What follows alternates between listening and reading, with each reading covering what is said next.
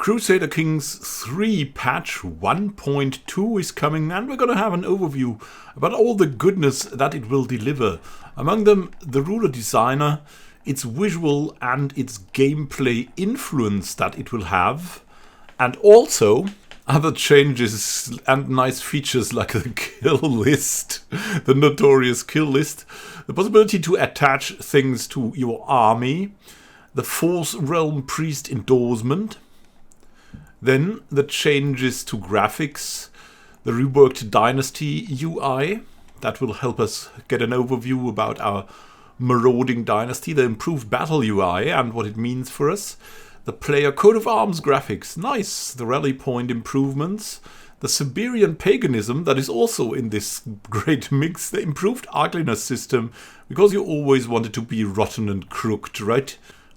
Just like in real life. The Matrilineal game rules, so you can totally change just about everything that happened with patriarchs in the Middle Ages. The ability to name dynasty members in court and also new event content. So how can you create the ruler? How can you use the ruler designer? You have to go for customize, play any ruler in the front end and then pick the realm you want to replace the ruler of. We have an example here, Heinrich IV of the Holy Roman Empire. And then you can create your own ruler. There's the button. So that's what will start when you open up the ruler designer. Let's have a short look. You can add sexual orientation. That is asexual. And a faith, of course, a culture. You can give it a name and randomize the name also from the culture that you have there. Then you can choose a dynasty and randomize the dynasty. Randomize the coat of arms and maybe choose it. Same goes for the realm, and then you have customization points. These customization points will influence your skills, abilities, traits, things like that. And if you go over 400, you can do that. So you can make the absolute superhero, villain, or whatever ruler character, but then you won't get achievements anymore. But that's the only thing, really. Other than that, you have total freedom from 0 to 400. You will get achievements, and if you go beyond that, you can still play the ruler without any problem. You can also play Mon Iron Man, but there won't be no achievements. You can add age or subtract age. Weight can be adjusted. As you can see, the traits, the skills are open to modification. And there's also something obscure like muscle mass, as you can see here if you click on one of them. Increasing prowess will increase your muscle mass, so that has also influence on gameplay events. Then you can add some family that will be generated for you at the start. You can see if the achievements will be available for your game. As you can see, you have the free choice which sex you want to be, and also the sexual orientation is from all kinds of queer to normal, average to asexual. And you have a lot of choices here. Again, for the faiths, you can have any crazy combination. For example, you could be in Britain and choosing Buddhism. So creating a Buddhist Britain could be one of your goals if you go for something like this. You have all the heretics as well that you can choose from. So it's very nice and also easy to customize. You can also give your dynasty an own name, and you can randomize the coats of arms, as you can see here. They've decided not yet to go for a custom coat of arms designer. They just want to make sure this one works, and they might come later. They might come later with a coat of arms designer for you. They just want to make sure that the ruler designer works in the first place, and I think that's a laudable goal.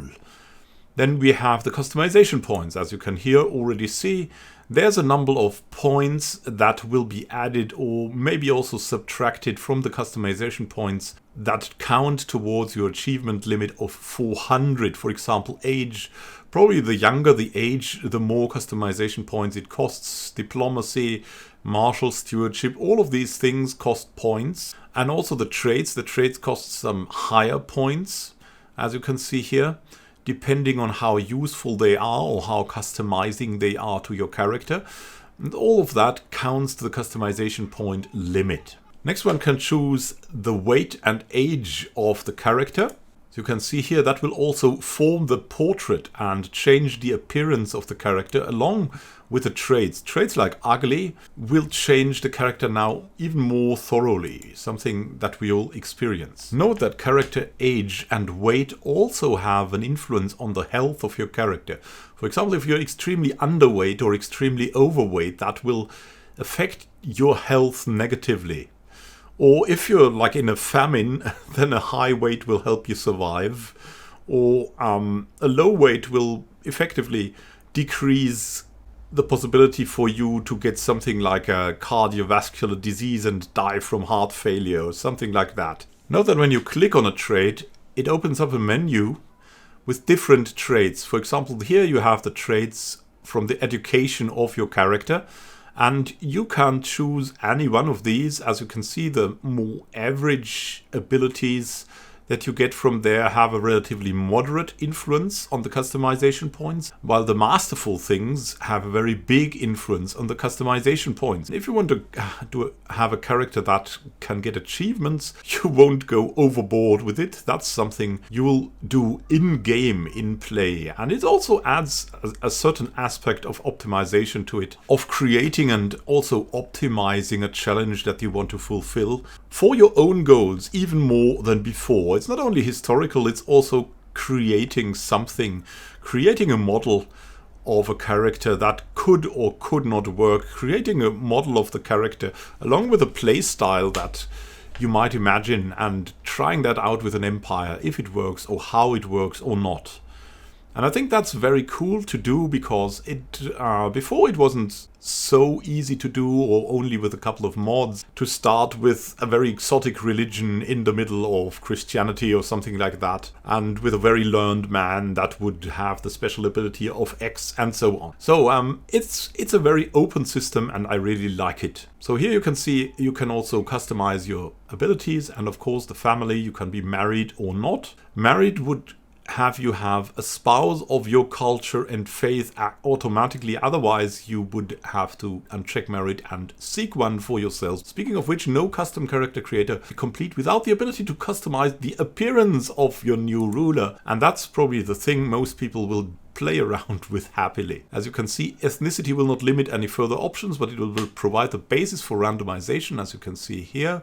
And what that will do is it will set probably a custom range of skin tone, of like how the face is or was looking back then in the Middle Ages. Then customizing becomes even crazier.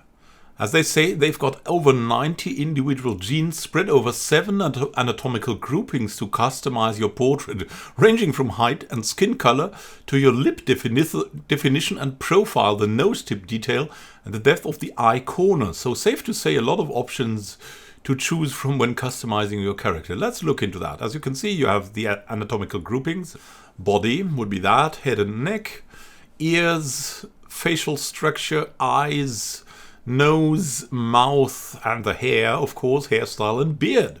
And of course, you can randomize it, and you can copy and paste the DNA, and you can also, as I understood that, send these things to your friends. You can have the body fat with full or medium, or rather medieval one with low body fat. You have the bust size, the height, the skin color from a very wide range, as you can see here. And skin complexion types, probably looking likely for facial bones maybe, and for age. And there's more going into detail into the facial structure. As you can see here, we have even the cheek definition, the cheek fat, so you can have that precious double chin. That's cheek forward, cheek forward, yeah, cheek forward. Cheek height, cheek width, chin definition, chin detail. So you can have the total monsters or the beauties of the beautiful created for you and your empire. As you can see, the variety sliders allow customizing the strength of the gene, ranges from meaning the size to intensity depending on the gene. Some of these options come with specific templates as well. They do a modification in a more binary sense, such as changing from having a straight nose profile or a hawked one. As you can see here, also nose ridge definition, higher, lower. So you could have the total hawk nose, or you could have like rather a cute nose with a nose tip upward, all kinds of things like that. what you can see here is the straight nose versus the hawk nose. Then you have hair, as you can see here. There's a lot of hairstyles available, a lot of hair colors. As you can see here, blue doesn't come in there, but there will probably be mods for that. There's, of course, as I already said, the option to copy, paste and share your DNA. And then you'd finalize the ruler, ready to submit. Of course, you're not at full customization points here, but hey, it looks the total package. And you now have your new Kaiser Magnus of the Holy Roman Empire, looking very regally in there with some heirs and children already. So after we've looked at the big one, we're coming to the bits and bobs. That's all the nice options and modifications that also come in with a free 1.2 patch. That's launching on the 24th, tomorrow. There's the kill list. A very fun feature from CK2 that they wanted to bring back is the kill list. What is the kill list? View all characters you have killed if you want to reminisce. Oh, goodness me. I didn't really know this existed. Here we go. There's the kill list. Sorted by death date. Was executed. Yeah, I guess I never looked at that thing. Oh, it seems like I'm so innocent. I'm so innocent. Now attaching to army. That's something, probably the most sought out thing for me was attach something to another army or attach it to an army of an ally. And that's very, very helpful. You want to be able to attach anything you want to a friendly unit of an ally in the same province as your unit. And of course then detach when you decide to go your own way. It's so helpful in some wars where you just want to help and just don't want the AI to go alone. And that will also, I think, lead them to do encounters that will be suitable for the number of men that you have available then. It's such a big help if you want to have an influence on a war without your allies just going hog wild and fleeing into all different directions. Then the forced realm priest endorsement. That means if you have a strong hook on your priest, regardless of the opinion he has of you, he will always have to support you with taxes and levies. So you can also go and be the evil ruler and still get all the money. Here we go. And there's new things for the tribals. I love that because I really love to play tribals in Crusader Kings 3. As you can see, the northern tribes have something new here. Nice tents, and is that, I don't know, is that wood or something? The African tribes have kind of the same palisades. Everyone has the same palisades somehow. But they have different tents and different huts here that look very, very nicely indeed. Just making a difference, and that's a great thing. There's a reworked Dynasty UI, as you can see. There's a lot more that you can see at one glance here. That is the thing. The main change is here. Dynasty Legacies, you can see how you customized your dynasty already and in which kind of progress you're in. And of course, that's also something that you can easily share with your friends. You don't have to describe to them in full length where you are. You just snip out that screenshot and give it to them. The battle UI has also been improved. It's a little bit more shiny. That's one thing. Also, it shows even more clearly which kind of round of battle is currently active and what is missing there and who is up against whom. It's just a very nice picture to have and a very improved view of the things that are coming there. Then there's a change that is mostly important for multiplayer, but that's also kind of flavorish. You get some extra wings here. It is decorated with mantling, your own coat of arms. And you can also spot other players easier on the map during multiplayer. So if there's someone involved, you can see from their special coat of arms mantling.